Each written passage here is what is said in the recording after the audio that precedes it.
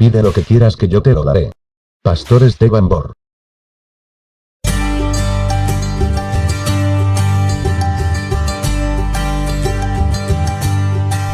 Antes de estudiar la palabra del Señor, queremos pedir la bendición de Dios.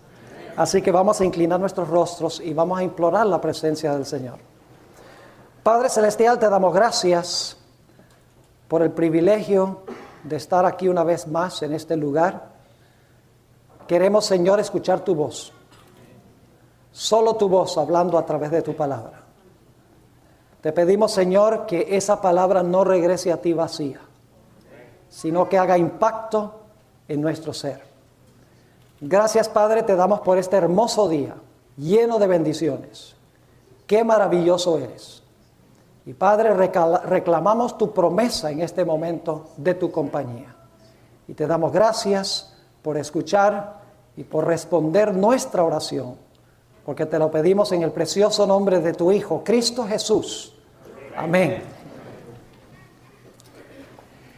Si Dios les diera la oportunidad de pedirle a Él lo que ustedes quisieran, ¿qué le pedirían a Dios? Pues resulta que en cierta ocasión Dios le dio esta oportunidad a un personaje, específicamente al rey Salomón. Por favor, busquemos en nuestras Biblias, Primera de Reyes, el capítulo 3, y vamos a comenzar nuestra lectura en el versículo 5. Primera de Reyes, el capítulo 3 y el versículo 5. Se le apareció Dios en un sueño a Salomón en Gabaón. Y fíjense lo que dice. Y se le apareció Jehová a Salomón en Gabaón una noche en sueños. Y le dijo Dios: pide lo que quieras que yo te dé. Ahora, yo puedo pensar de muchas cosas que Salomón podría haberle pedido a Dios. Dinero, fama, poder, amigos, muchas cosas. Pero la Biblia nos dice que Salomón hizo una petición muy extraña. Noten el versículo 7. Ahora pues, Jehová Dios mío, tú me has puesto a mí, tu siervo, por rey en lugar de David tu padre. Y yo soy joven, y no sé cómo entrar ni salir. Y tu siervo está en medio de un pueblo al cual tú escogiste. Un pueblo grande, que no se puede contar ni numerar por su multitud. Da pues a tu siervo corazón entendido, para juzgar a tu pueblo, y para discernir entre lo bueno y lo malo, porque ¿quién podrá gobernar tu pueblo tan grande? Petición extraña para un joven. Dame la habilidad, Señor, de discriminar o de distinguir entre el bien y el mal, para juzgar entre el que tiene razón y el que no tiene la razón. En cortas cuentas, lo que Salomón le pidió a Dios fue sabiduría. Y la Biblia nos dice en el versículo 10 que Dios se alegró cuando Salomón pidió esto. Dice allí: y agradó delante del Señor que Salomón pidiese esto. Ahora la Biblia dice: pedid y se os dará. Y como Salomón había pedido sabiduría, la Biblia nos dice que Dios le concedió lo que él pidió. Noten los versículos 11 y 12. Y le dijo Dios: porque has demandado esto, y no pediste para ti muchos días, es decir, larga vida, ni pediste para ti riquezas, ni pediste la vida de tus enemigos, sino que demandaste para ti inteligencia para oír juicio. He aquí lo he hecho conforme a tus palabras. He aquí que te he dado corazón sabio y entendido, tanto que no ha habido antes de ti otro como tú, ni después de ti se levantará otro como tú, que entre los reyes ninguno haya como tú en todos tus días. No solo le dio Dios sabiduría, sino que le dio sabiduría por encima de todos los que vinieron antes y todos los que vendrían después. La capacidad de tener la sabiduría para distinguir el bien del mal, lo correcto de lo incorrecto. Pero lo interesante es que Dios no solamente le concedió lo que pidió, sino que también le concedió lo que no pidió. Hay un versículo de la Biblia que dice: buscad primeramente el reino de Dios y su justicia, y todas las demás cosas os serán añadidas. Y por eso dice en el versículo 13 del capítulo 3: y aún también te he dado las cosas que no pediste, riquezas y gloria, de tal manera que entre los reyes ninguno haya como tú en todos tus días. Qué interesante. No solamente le concedió Dios lo que pidió, sabiduría, sino que también le concedió lo que no pidió, poder y riquezas. Ahora, notemos cómo la Biblia describe esa sabiduría que Dios le dio a Salomón. Primera de Reyes 4 y los versículos 29 al 34. Primera de Reyes 4, 29 al 34 describe algo sobre esa sabiduría que le concedió Dios. No solamente sabiduría para discriminar entre el bien y el mal, sino sabiduría en muchas otras cosas. Dice allí: y Dios dio a Salomón sabiduría y prudencia muy grandes, y anchura de corazón como la arena que está a la orilla del mar. Era mayor la sabiduría de Salomón que la de todos los orientales, y que toda la sabiduría de los egipcios. Aún fue más sabio que todos los hombres, más que Etán Esraíta, y que Emán, Calcol y Darda, hijos de Maol. Y fue conocido entre todas las naciones de alrededor. Y compuso 3000 proverbios, y sus cantares fueron 1005. También disertó sobre los árboles, desde el cedro del Líbano hasta el hisopo que nace en la pared. Así también disertó sobre los animales, sobre las aves, sobre los reptiles y sobre los peces.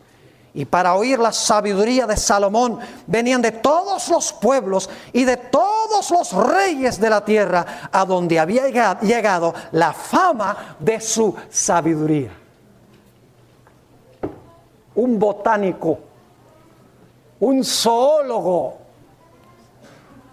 un juez supremamente sabio, el hombre más famoso de la tierra, que había recibido este don especial de Dios. Primero de Reyes 10, 23 y 24 añade algunos detalles en cuanto a la sabiduría de Salomón y la fama que obtuvo como resultado del don que le concedió Dios. Dice: así excedía el rey Salomón a todos los reyes de la tierra en riquezas y en sabiduría. Toda la tierra procuraba ver la cara de Salomón para oír la sabiduría que Dios había puesto en su corazón. Pero ahora necesitamos preguntarnos: ¿qué es la sabiduría que Dios le dio a Salomón? Está bien, disertó sobre los animales, disertó sobre los árboles, pero más específicamente, ¿qué era esa sabiduría que Dios le concedió? Hay varios versículos que nos explican qué era esa sabiduría. Noten Proverbios, el capítulo 9 y el versículo 10. Proverbios, el capítulo 9 y el versículo 10. Aquí dice, y escuchen bien: el temor de Jehová es el principio de la sabiduría. Es decir, que si tú no temas a Jehová, no tienes ni el principio de la sabiduría. El temor de Jehová es el principio de la sabiduría, y el conocimiento del Santísimo es la inteligencia. En Proverbios, el capítulo 8 y el versículo 13, nos explica un poco más lo que es la sabiduría. Proverbios 8, versículo 13, nos habla del temor de Jehová, que ya hemos visto que es el principio de la sabiduría. Declara, el temor de Jehová es aborrecer, ¿qué cosa? Aborrecer el mal. Es decir, distinguir el bien del mal y escoger el bien y aborrecer el mal. En Job 28 y el versículo 28 encontramos una descripción adicional de lo que significa la sabiduría, el temor de Jehová.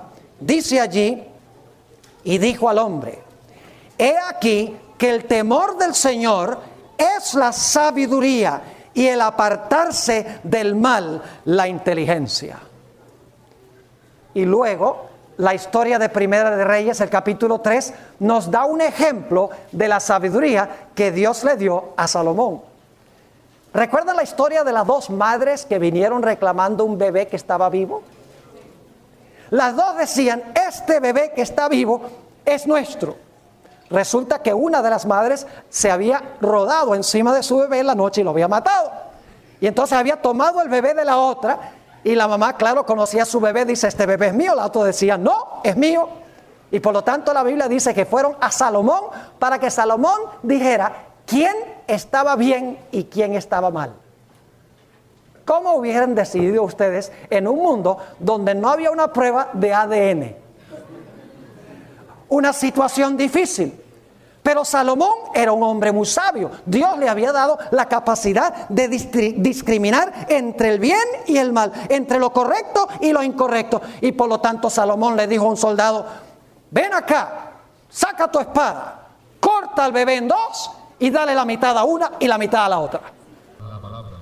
Y claro, la madre real del bebé dice, no hagan eso, denle bebé a la otra. Y Salomón dice, ahora sé quién es la madre de este bebé. Dios le dio a Salomón, en otras palabras, la capacidad de distinguir entre el bien y el mal y escoger el bien y rechazar el mal. Pero la Biblia nos dice que la sabiduría que Dios le dio a Salomón era condicional. En Primera de Reyes, el capítulo 3 y el versículo 14, nos dice la Biblia, Dios hablándole a Salomón, y si anduvieres en mis caminos, guardando mis estatutos y mis mandamientos, como anduvo David tu padre, yo alargaré tus días. Es decir, es necesario que conserves tu sabiduría, escogiendo el bien y obedeciéndome. ¿Saben ustedes que cada rey de Israel, según dice Deuteronomio, cuando subía al trono, debía copiar el libro de Deuteronomio que tenía las leyes del pacto por las cuales el rey debía gobernar? Note lo que dice en Deuteronomio 17 y los versículos 18 al 20 en cuanto a esto. Deuteronomio 17 y el versículo 18 al 20.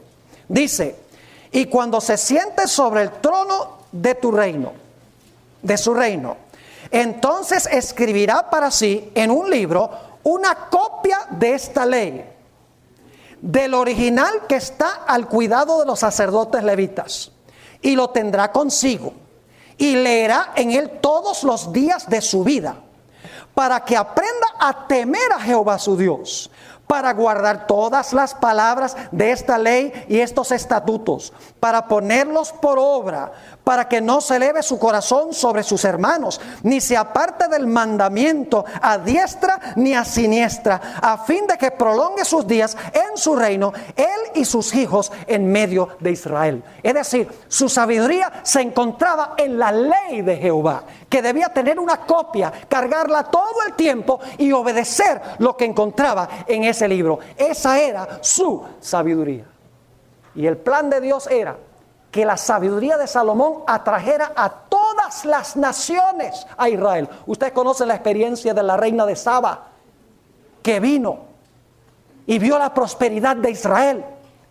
Y le dijo a Salomón, Salomón, ¿por qué es que el pueblo de Israel es tan próspero? ¿Por qué las vacas producen vacas más grandes? ¿Por qué razón es que las cosechas son más abundantes y los productos agrícolas son más grandes? ¿Por qué, Salomón? Y Salomón le dijo, es porque Israel tiene a Jehová como Dios.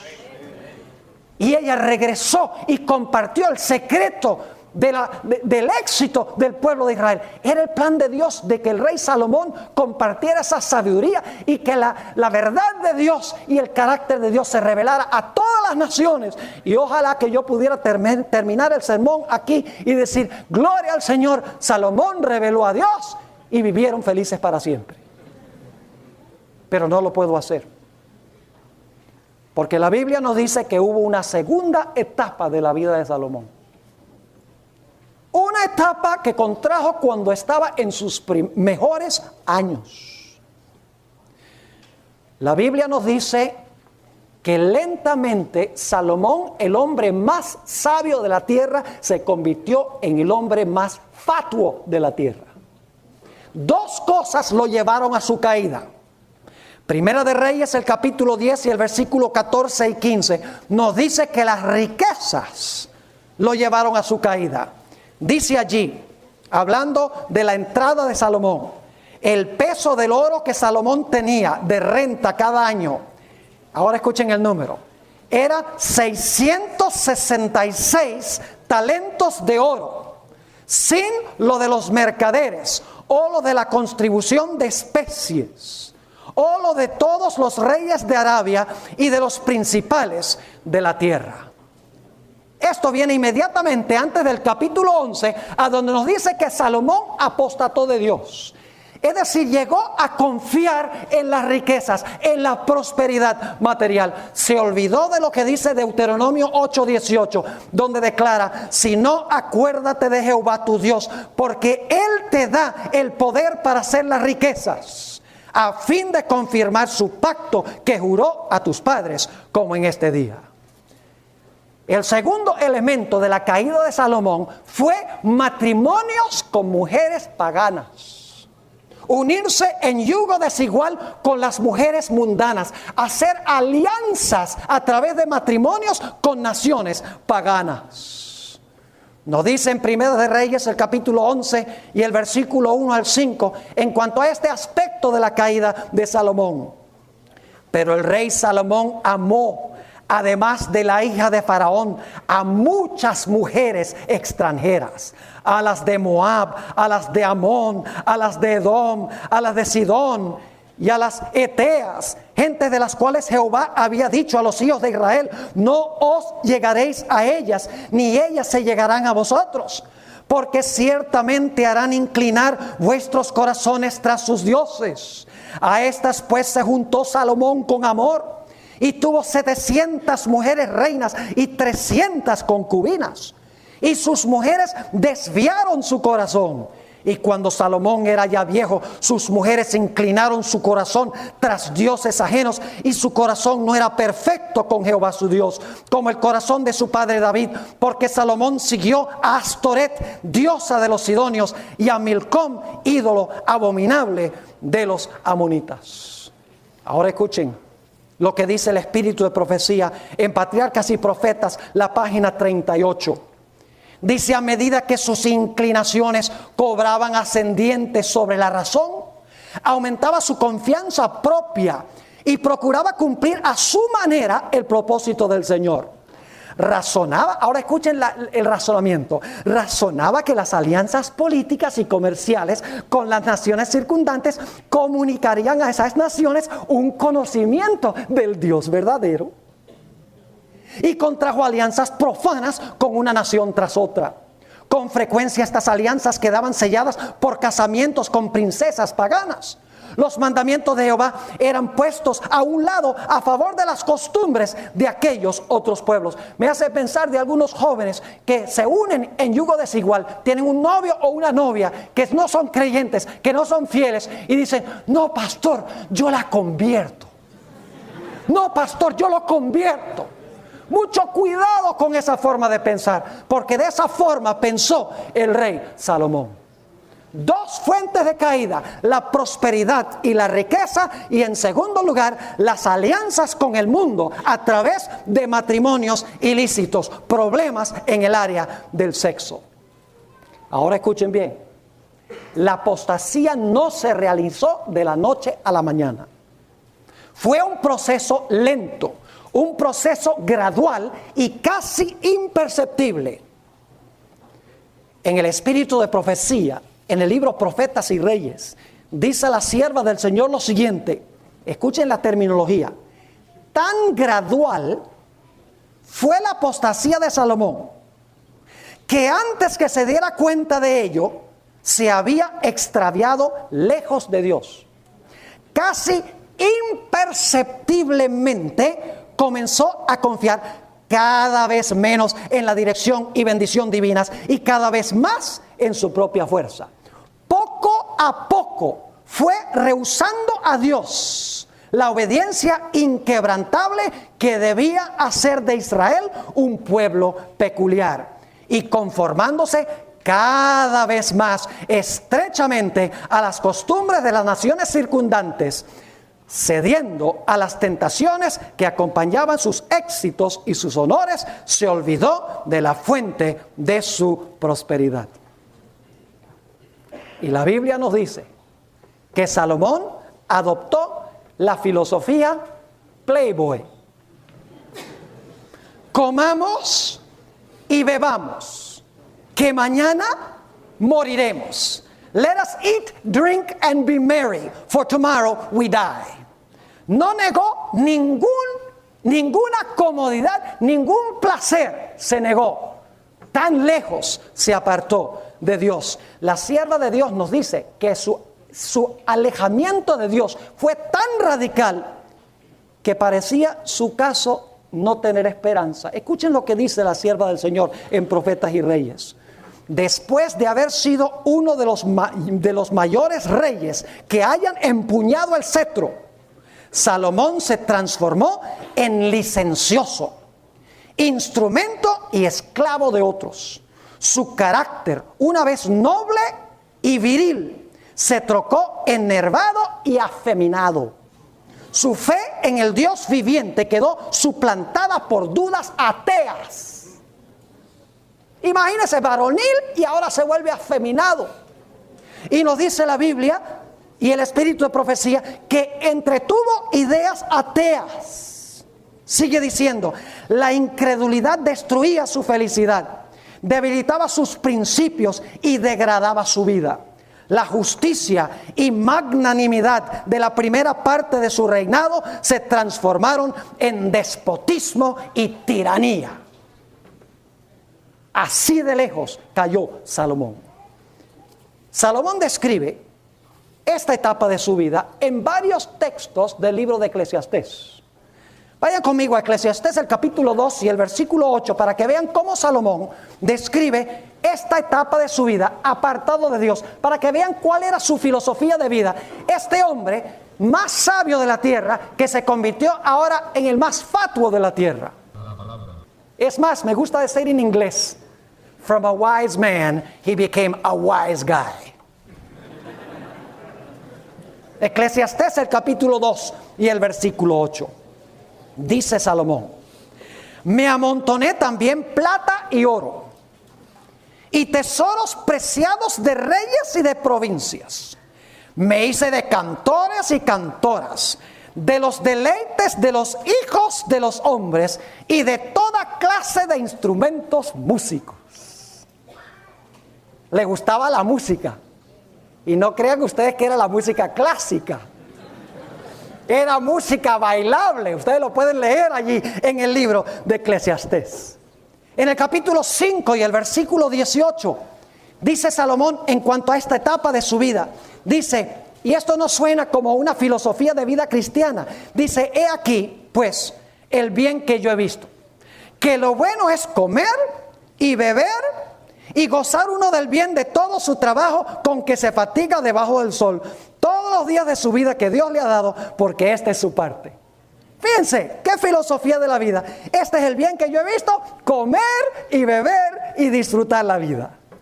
En el versículo 15 del capítulo 8, dice nuevamente Salomón, Eclesiastés 8 y el versículo 15, dice, por tanto, alabé yo la alegría que no tiene el hombre bien debajo del sol, sino que coma y beba y se alegre. y que esto le quede de su trabajo los días de su vida que Dios le concede debajo del sol. En Eclesiastés 2 y el versículo 10 y 11, Salomón nuevamente describe su vida apartado de Dios. Dice lo siguiente: no negué a mis ojos ninguna cosa que desearan. Esa es una filosofía de vida cristiana. ¿Ver es tomar? No. No negué a mis ojos ninguna cosa que desearan, ni aparté mi corazón de placer alguno, porque mi corazón gozó de todo mi trabajo, y esta fue mi parte de toda mi faena. Miré yo luego todas las obras que habían hecho mis manos y el trabajo que tomé para hacerlas, y he aquí que todo era vanidad y aflicción de espíritu y sin provecho debajo del sol. La sierva de Dios dice en Profetas y Reyes, la página 55, tan completa fue su apostasía, tanto se endureció su corazón en la transgresión, que su caso parecía no tener esperanza. Y en la página 56 dice, pensamientos lóbregos acosaban su alma de día y de noche. Para él ya no había gozo en la vida ni paz mental, y el futuro le parecía sombrío y desesperado. ¿Cómo pudo un hombre tan sabio haberse convertido en este tipo de persona durante la segunda etapa de su vida? Ahora saben, jóvenes, yo le doy gracias a Dios que la historia no hay que dejarla aquí. Hubiera sido bueno terminar la historia después de la primera etapa y decir, bueno, Salomón fue el hombre más sabio, todo el mundo fue evangelizado por el ejemplo de Salomón y vivieron felices para siempre. Sería terrible terminar la historia y dice, Salomón apostató, se enamoró de las riquezas y de las mujeres, perdió el gozo y la felicidad y murió así. Pero gracias a Dios, la vida de Salomón tuvo una tercera etapa. Ya viejo, posiblemente caminando con muletas, enfermo, doblado, canoso, miserable, deprimido, sin felicidad y sin gozo y sin paz en la vida, no pudiendo dormir. Había un pequeño rayo de luz a través del cual Dios lo alcanzó. Dice la sierva del Señor en Profetas y Reyes, página 56, en cuanto a la conversión de Salomón. Jóvenes, nunca es demasiado tarde para entregarse al Señor. No importa cuán bajo hayamos caído, no importa cuán grande haya sido la apostasía, siempre hay un rayo de esperanza. Dice la sierva del Señor, despertando como de un sueño al oír la sentencia de juicio pronunciada contra el rey y su casa, Salomón sintió los reproches de su conciencia y empezó a ver lo que verdaderamente significaba su locura. Afligido en su espíritu y teniendo la mente y el cuerpo debilitados, se apartó cansado y sediento de las cisternas rotas de la tierra para beber nuevamente en la fuente de la vida. Al fin de la disciplina del sufrimiento, realizó su obra en su favor. Durante mucho tiempo le había acosado el temor de la ruina absoluta que experimentaría si no podía apartarse de su locura. Pero discernió finalmente un rayo de esperanza en el mensaje que se le había dado. Dios no le había cortado por completo, sino que estaba dispuesto a librarle de una servidumbre más cruel que la tumba, servidumbre de la cual él mismo no podía librarse. Y así fue que al final de su vida, ya siendo viejo, escogió una vez más entregarse al Señor. Ahora escuchen bien. El libro de Eclesiastés es un libro muy extraño. Saben que los judíos, 3 libros del Antiguo Testamento fueron los últimos en ser incluidos en el canon del Antiguo Testamento. Uno de ellos era Cantar de los Cantares, porque era un libro medio enamorado, con muchas descripciones vívidas, fisiológicas. Otro libro que incluyeron al mero final fue Esther, porque no menciona el nombre de Dios. Y el tercer libro que ellos pensaron mucho en incluirlo en el canon bíblico y que Dios por su dirección dijo, inclúyanlo, es el libro de Eclesiastés. Porque el libro de Eclesiastés no parece tener una filosofía cristiana de la vida. Es un libro que respira pesimismo, desesperación existencial. Es una descripción de una vida hueca, vacía. Es más, la palabra principal del libro es la palabra vanidad. Se usa más de 35 veces en el libro de Eclesiastés. Esa palabra, vanidad, significa algo hueco, algo ilusorio, algo transitorio. Significa como un mirage. ¿Sabe lo que es un mirage? En el oeste de los Estados Unidos, en un día bien cálido, uno está manejando y uno ve por allá agua en la carretera, dice, wow, está lloviendo. Y cuando uno llega a donde estaba el agua se ha movido más adelante, porque no hay agua. Es algo ilusorio, es algo imaginario, algo que no tiene sustancia. La palabra Evel en hebreo significa a mist, neblina, que desaparece cuando se levanta el sol. Y por eso los hebreos dijeron, este libro no lo podemos poner en el canon, porque este libro es muy humanista. Dice, vanidad de vanidad, es todo vanidad, comamos y bebamos, que mañana moriremos. Eso no es filosofía hebrea, ni tampoco cristiana. Lo que no reconocieron es que el libro de Eclesiastés fue la descripción de Salomón de su vida apartado de Dios cuando ya fue viejo. Escribió este libro especialmente para los jóvenes hoy en día. Noten los diferentes versículos donde se usa la palabra vanidad. Eclesiastés 1 y el versículo 2 y también el versículo 3. No pareciera que este libro en realidad fuera un libro inspirado por Dios, un libro que expresa una filosofía de la vida cristiana. Dice en Eclesiastés 1, 2 y 3, vanidad de vanidades, dijo el predicador, vanidad de vanidades, todo es vanidad. ¿Qué provecho tiene el hombre de todo su trabajo con que se afana debajo del sol? Está diciendo, ¿de qué vale vivir? Si todo en la vida lo que es algo vacío, algo hueco, algo imaginario, algo que no tiene sustancia. Noten el versículo 14 del capítulo 1. Dice Salomón, miré, y fíjense, los verbos están en pasado. Miré todas las obras que se hacen debajo del sol, y he aquí, todo ello es vanidad y aflicción de espíritu. El capítulo 2 y el versículo 11 usa la misma palabra, vanidad. Dice, miré luego todas las obras que habían hecho, fíjense, pasado, que habían hecho mis manos, y el trabajo que tomé para hacerlas, y he aquí, todo era vanidad y aflicción de espíritu, y sin provecho debajo del sol. ¿Saben ustedes que Salomón inclusive contempló el suicidio? En el libro de Eclesiastés, el capítulo 2 y el versículo 17, dice Salomón, aborrecí, fíjense el verbo nuevamente pasado, está describiendo su vida pasada, aborrecí por tanto la vida, porque la obra que se hace debajo del sol me era fastidiosa, por cuanto todo es vanidad y aflicción de espíritu. ¿Qué descripción de la vida? En Eclesiastés 8 y el versículo 14 y 15, dice Salomón esto, hay vanidad que se hace sobre la tierra, que hay justos a quienes sucede como si hicieran obras de impíos, y hay impíos a quienes acontece como si hicieran obras de justos. Dije que esto también es vanidad. Dice, ¿para qué entonces ser cristiano? Si a los buenos le va mal y a los malos le va bien.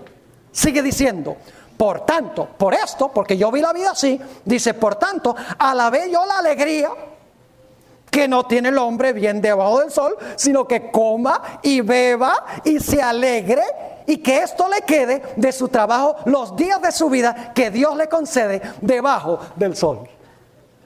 En el libro de Eclesiastés, jóvenes, Salomón está describiendo su vida apartado de Dios. Lo hueco que es la vida cuando una persona no está con Dios. Está describiendo una vida llena de placeres, de mujeres, de sexo, de fiestas, de bailes, de parrandeos, de opulencia, de mundanalidad, de riqueza. Y cuando llega al final de su vida se da cuenta que todo eso no tiene absolutamente ningún significado. Y cuando Salomón llega al final del libro de Eclesiastés, ya tiene unos consejos directos para los jóvenes. Y escuchen bien, Salomón no está hablando desde una torre de marfil como un filósofo. Y dice, les voy a dar una filosofía de la vida, y que no la ha vivido. Que va, Salomón está contando lo que vivió, él sabe, es la voz de la experiencia. Ahora fíjense lo que dijo Salomón, está hablándole a los jóvenes. Dice en el capítulo 8 y el versículo 11, por cuanto no se ejecuta luego sentencia sobre la mala obra, porque enseguida una persona que hace una mala obra no sufre la sentencia. Dice, el corazón de los hijos de los hombres está en ellos dispuesto para hacer el mal. Porque dicen, yo puedo hacer el mal y no me pasa nada. Ahora escuchen, aunque el pecador haga mal 100 veces y prolongue sus días, con todo, yo también sé, ¿qué cosa? Yo también sé que les irá bien a los que a Dios temen, los que temen ante su presencia. Y que no le irá bien al impío, ni le serán prolongados de los días, que son como sombra, por cuanto no teme delante de la presencia de Dios. Él dice, aunque se le prolongue el tiempo al pecador y parece que no sufre castigo por lo que hace, dice, yo sé que los que temen a Jehová, sus días serán prolongados, pero el impío no. Y luego Salomón llega al clímax de su libro. Eclesiastés 11 y el versículo 9 al capítulo 12 y el versículo 1. Eclesiastés el capítulo 11 y el versículo 9. Y está hablando aquí con un tono de sarcasmo. Está hablando con ironía. Dice, alégrate joven en tu juventud y tome placer tu corazón en los días de tu adolescencia. Es decir, goza la vida. Vive como tú quieras. Y anda en los caminos de tu corazón. Haz lo que diga tu corazón. Y en la vista de tus ojos, lo que tus ojos digan, eso hazlo. Pero sabe que sobre todas estas cosas te juzgará Dios. Y luego da el consejo. Quita pues de tu corazón el enojo. Y aparta de tu carne el mal. Porque la adolescencia y la juventud son vanidad. Está hablando por experiencia. Acuérdate, luego viene ese famoso versículo, acuérdate de tu Creador en los días de tu juventud.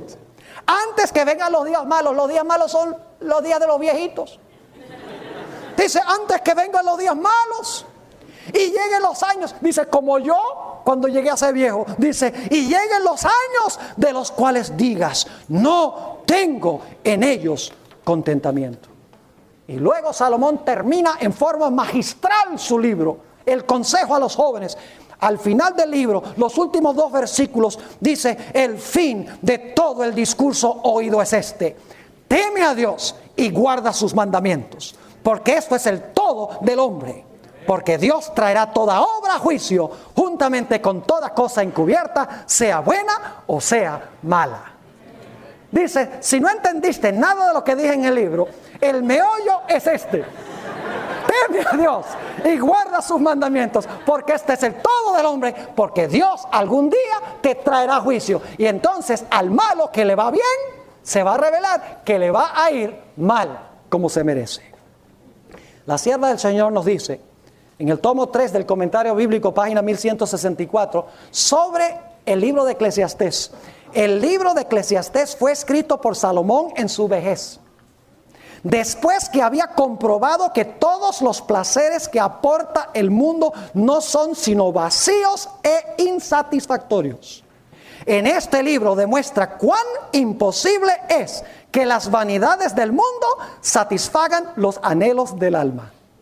Su conclusión es que la sabiduría consiste en disfrutar con gratitud los buenos dones de Dios y hacer el bien, pues todas nuestras obras serán traídas a juicio. Y en Profetas y Reyes, páginas 58 y 59, dice la sierva del Señor, los últimos escritos de Salomón revelan que él fue comprendiendo cada vez mejor cuán mala había sido su conducta y dedicó atención especial a exhortar a la juventud acerca de la posibilidad de caer en los errores que le habían hecho malgastar inútilmente los dones más preciosos del cielo. Con pesar y vergüenza Confesó que en la flor de la vida, cuando debiera haber hallado en Dios consuelo, apoyo y vida, se apartó de la luz del cielo y de la sabiduría de Dios y reemplazó el culto de Jehová por la idolatría. Al fin, habiendo aprendido por triste experiencia cuán insensata es una vida tal, su anhelo y su deseo era evitar que otros pasasen por la amarga experiencia por la cual él había pasado. Ahora, para concluir, yo quiero hablarles de un Salomón moderno, pero cuyo fin es más triste que el de Salomón. Uno de los escritores más grandes del siglo XX fue Ernesto Hemingway. Nació en 1899. Sus padres eran supremamente religiosos. Creció en un hogar religioso. Pertenecían a la primera iglesia congregacional. Pero cuando era joven, Hemingway se apartó de los caminos de sus padres, de los caminos de Dios, de sus raíces. Llegó a ser un reportero de noticias y luego un escritor. Se casó 4 veces y nunca fue feliz con ninguna de las mujeres con que se casó. Empezó a beber mientras aún era joven. Y para la década de los años 40 estaba obeso, tenía alta presión y estaba profundamente deprimido. Empezó a escuchar voces por esa época. En esa época vivía en Cuba y también vivió por un tiempo en Cayo Hueso. Según los que lo conocieron, frecuentemente se le encontraba en los bares y en la calle tirado, borracho. También los que lo conocieron bien dicen que tenía relaciones homosexuales con hombres allí. Era infeliz, vulgar, alcohólico, miserable, deprimido, habiendo abandonado el camino que habían abrazado sus padres. En el año 1952, Hemingway escribió el famoso libro El viejo y el mar, que le dio el premio Nobel en el año 1954. Para los años 1950, a fines, Hemingway estaba sufriendo de terrible depresión, que en 1960 lo llevó a la Clínica Mayo para tratar de recuperarse. Estuvo 2 meses allí, tratando de recuperarse de la depresión tan terrible que tenía. Salió del hospital en el año 1961, pero seguía estando profundamente deprimido.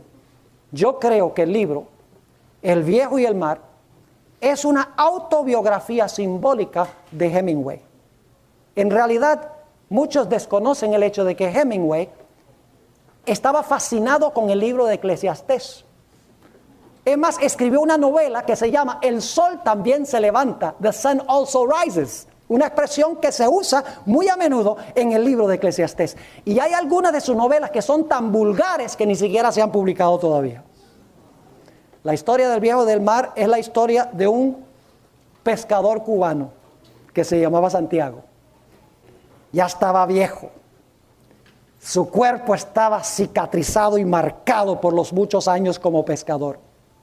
Por 85 días ha estado saliendo, pescando y no puede pescar nada. Y por lo tanto los compañeros de la pesca que están más jóvenes dicen, no, tú estás acabado, you're all washed up, ya no sabes pescar, ya no sirves para nada. Pero un día, Santiago, el pescador solitario, sale al mar solo a pescar. Y engancha al pez espada más grande que jamás se hubiese visto en esa región. Y ahora ese hombre, ese viejo, lucha día tras día con ese pez y contra el mar. Él piensa que su vida ha culminado con éxito. Dice, voy a llevar este pez a la playa y le voy a comprobar a mis amigos y mis compañeros que mi vida sí ha valido la pena. El viejo se corta las manos, se le quema la piel, se le agotan los músculos, mientras que lucha día tras día contra el mar y contra el pez. Finalmente, después de varios días, la batalla con el pez ha terminado y Hemingway ha ganado, y Santiago ha ganado la victoria sobre el pez. Lo pescó, pero era tan grande el pez que tuvo que amarrarlo al lado de su barco. No cabía dentro del barco, era tan largo como el barco. Y por lo tanto ahora el viejo emprendió el viaje de regreso otra vez a la playa porque el pez lo había llevado a alta mar. Mientras estaba en su viaje de regreso, los tiburones atacaron. Empezaron a comerse la carne del pez. El viejo con desesperación tomó un cuchillo y empezó a apuñalar a los tiburones y por un tiempo se fueron, pero luego volvieron y empezaron otra vez a carcomerse a ese pez. Luego dice la historia que Santiago sacó un palo y empezó a golpear a los tiburones. Por un tiempo se fueron, pero luego los tiburones regresaron y seguían comiéndose a ese pez que él había pescado. Sacó una porra que tenía allí y nuevamente golpeó, porque había perdido el palo, se le rompió, se fue al mar. Ahora sacó una porra y empezó a golpear a los tiburones, pero los tiburones no se fueron. Los tiburones terminaron su banquete. Y cuando el viejo llegó a la playa, lo único que quedaba del pez era el esqueleto. Toda la lucha, las manos ensangrentadas, los músculos adoloridos, su energía gastada, su piel tostada. Toda la lucha no había valido absolutamente nada. Y la historia termina con el viejo en la playa, acostado, chasqueado y deprimido, porque su ilusión ha sido destruida. Hemingway, diferente que Salomón, nunca regresó a sus raíces. El 2 de julio de 1961, Hemingway vivió su propia novela. Sacó su rifle favorito. Se sentó en su escritorio, puso el rifle a su sien y se pegó un tiro. Y se suicidó. Porque para él la vida no significaba absolutamente nada. Había abandonado sus raíces. Apreciados jóvenes, señoritas, hermanos y hermanas, la única razón por la cual Dios nos ha colocado en este mundo es para traer honra y gloria a su nombre. La única razón por la cual nos ha colocado aquí es para que distingamos entre el bien y el mal y escojamos el bien y rechacemos el mal.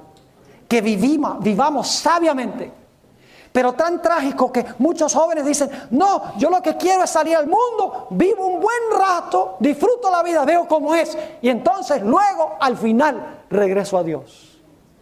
Es un riesgo peligroso, porque no hay ninguna garantía de que finalmente podamos aún escuchar la voz de Dios para regresar al camino que Dios ha trazado. Ahora en esta noche el tiempo se ha ido, pero yo no quiero terminar sin hacer un llamado. Posiblemente en esta noche tengamos algunos jóvenes que están en la categoría de Salomón. Ustedes entregaron su vida a Dios, crecieron en un hogar cristiano, se convirtieron, empezaron la vida cristiana bien, pero en algún momento, por alguna circunstancia, empezaron a extraviarse de Dios, empezaron a enfocarse en las cosas del mundo, la televisión, la prosperidad económica, el sexo, sea lo que sea. Esta noche, jóvenes, yo quiero hacerles un llamado.